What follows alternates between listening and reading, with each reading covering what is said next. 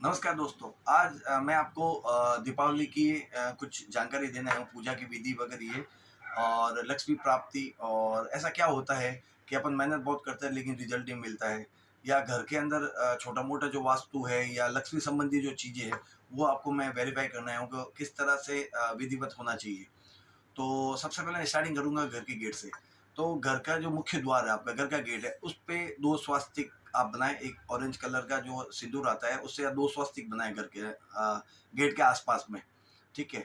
और स्वास्तिक बनाने का तरीका पूर्व वीडियो में बताया गया है कि स्वास्तिक कैसे बनाना, आप देख सकते हो उसके अंदर। तो प्रॉपर स्वास्तिक जो मैं बता रहा हूँ, वो वैसा बनता है। तो वो स्वास्तिक आपको बनाना, उसके बाद में घर के एंट्रेंस होता है। तो हमेशा घर के गेट खोलने के एंट्रेंस के अंदर कभी भी जूते किसी के नहीं होने चाहिए। ठीक है, जूते हमेशा आप साइड में खोलें और जूते पहन के कभी भी है ना किचन में, पूजा के स्थान में, घर के अंदर तो जाना ही नहीं चाहिए। घर की दहलीज के पार तो है ना जूते होने ही चाहिए, क्योंकि जर्म्स, बैक्टीरिया, फंगस जो भी अपन कहते हैं वो गंदगी जाती है। जैसे कि आप गंदे जूते पहन के गए और पंखा चलाया आपने या एसी चल रहा है, तो वो जो धूल है सूखने के बाद में वो है ना छोटे-छोटे जो है ना चीज़ें और मिट्टी के कण वो उड़ते हैं। तो आपके खाने में, आँखों में, भगवान के मंदिर में, ठाकुर जी की आँखों में, नेत्रों में चले जाते हैं वो लोग। तो इसलिए है ना ये सनातन धर्म में है कि जूते हमेशा है ना घर के बाहर उतारना चाहिए। तो गेट के अंदर भी आप अगर जूते खोलते हैं तो साइड में आप उसको खोलें। दूसरा, गेट के एंट्रेंस के ऊपर कभी भी झाड़ू ना देखें। कोई भी गेस्ट आए, कोई भी परिवार के मेंबर दूसरा कोई आए तो उसको कभी आपका झाड़ू नहीं दिखना चाहिए, और झाड़ू को हमेशा कभी भी खड़ा नहीं रखना चाहिए। झाड़ू को छुपा के रखें और उसको सुला के रखें, लेटा के रखें उसको। खड़ा कभी झाड़ू ना रखें। पोछा लगाने वाला है, गीला है, तो आप उसको छत पे सुखाएँ, वापस लाके उसको व्यवस्थित रखें। वो भी है ना कभी है ना जो भी मेहमान आ रहे हैं उनके सामने नहीं होना चाहिए झाड़ू और पोछे दोनों चीज़ें। उसके अलावा एंट्रेंस में आप घुसोगे ना, तो आप जो जिसको जो परिंदा बोलते हैं, जो मटकी रखी हुई ऊपर है ना गिलास वगैरह रखते हैं, ठीक है ना?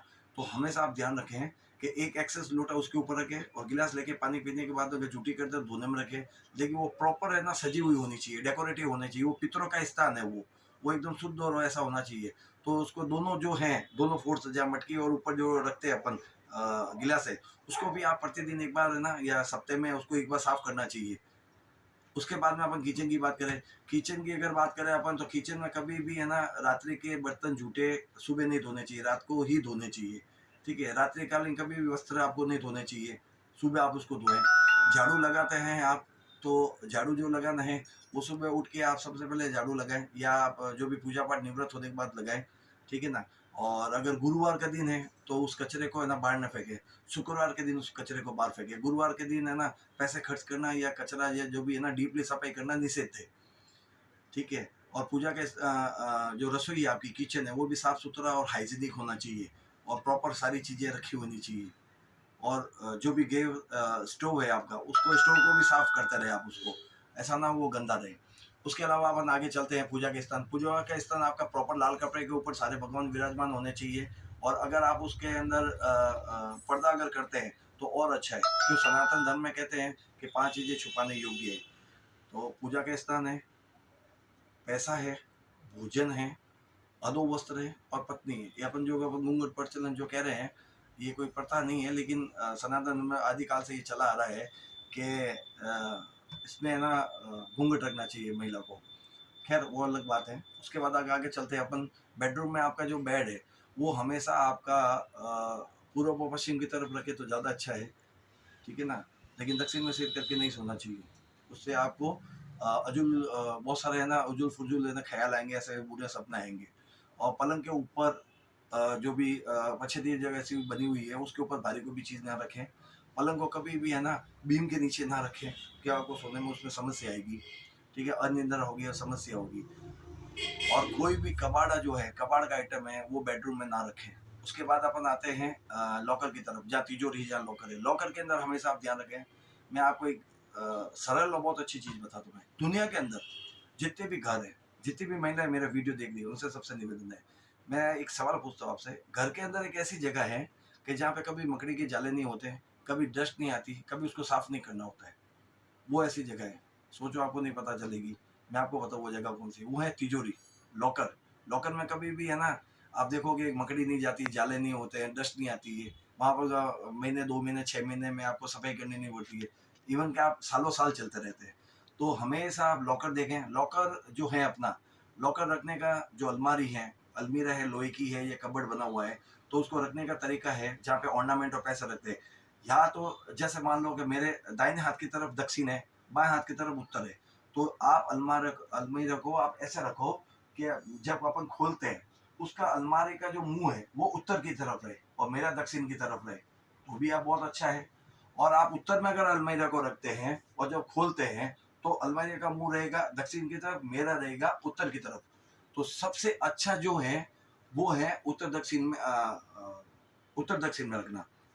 और लॉकर जब भी आप ये ऑर्नामेंट और आपको एक बहुत अच्छी और बहुत इम्पोर्टेंट बात बता रहा हूँ मैं आपको, लक्ष्मी पूजा जब भी करते हैं, जो भी आप ऑर्नामेंट जो भी अपन रखते हैं, ठीक है, लेडीज का, तो कृपया करके भूल से भी बगैर धोए हुए ना रखें।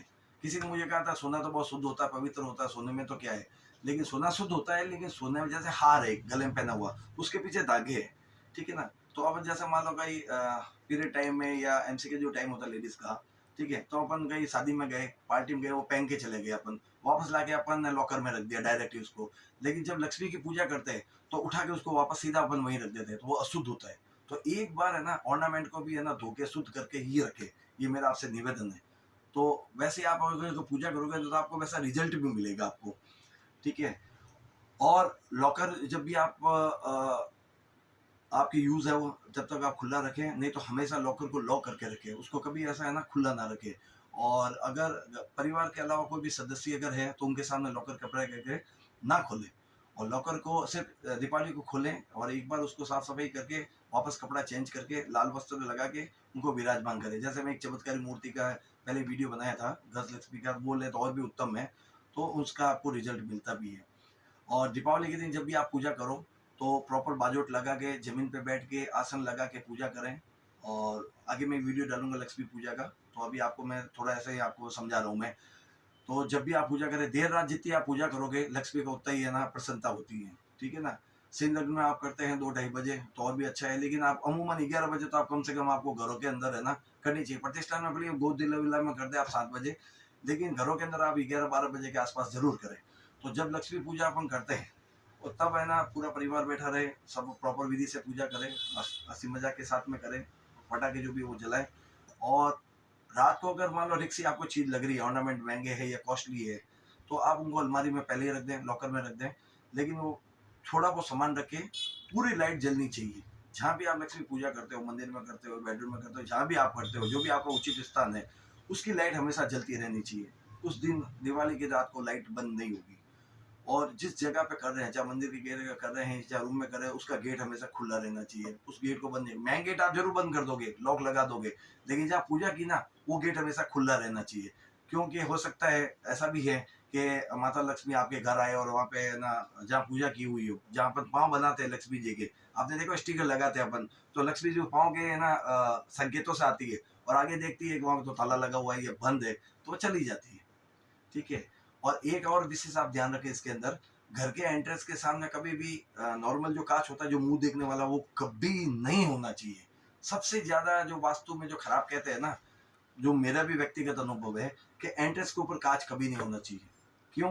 कि लोग आते ही चमक जाते उसको कांच के देख। लक्ष्मी भी है ना, लक्ष्मी चंचला कहते हैं, लक्ष्मी चंचल होकर आती है, देख अपना प्रतिबिंब देख के पीछे जाती है।